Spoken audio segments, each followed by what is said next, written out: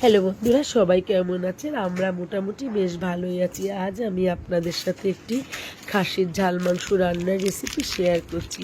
রান্নাটি আপনাদের ভালো লাগলে করবেন।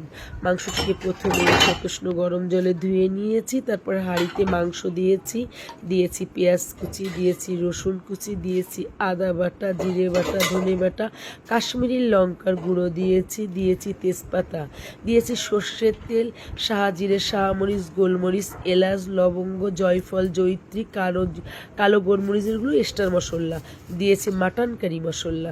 সুন্দর করে নিজে হাতে মাখায়ে মাংসটিকে ফ্রিজে রেখেছি ঘন্টা 2 মতো। দিয়েছি টক দই, দিয়েছি লেবুর রস, রসুন সুন্দর করে কুটে নিয়েছি, আলুটাকে ভেজে নিয়েছি। অপর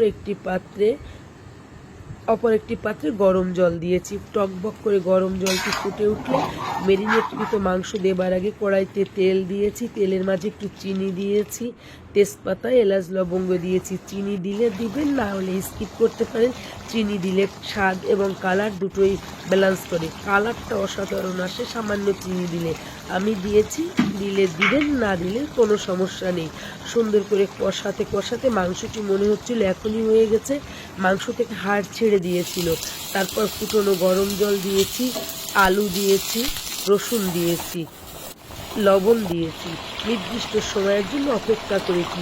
একটি সময় মাংসটি তার নিজের রূপ ফিরে পেয়েছে। তখন মনে হচ্ছে সে বলছে, এখন আমাকে নামাতে পারো।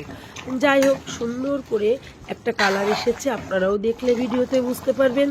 সুন্দর করে মাংসটি নামিয়ে নিয়েছি। গরম ভাত, লুচি, পরোটা এবং পোলাও সবটার সাথে মাংসটি অসাধারণ একটা স্বাদ, গন্ধ অতুলনীয় ছিল মাংসটিতে। সবাই ভালো থাকবেন, শুভকামনা রইল।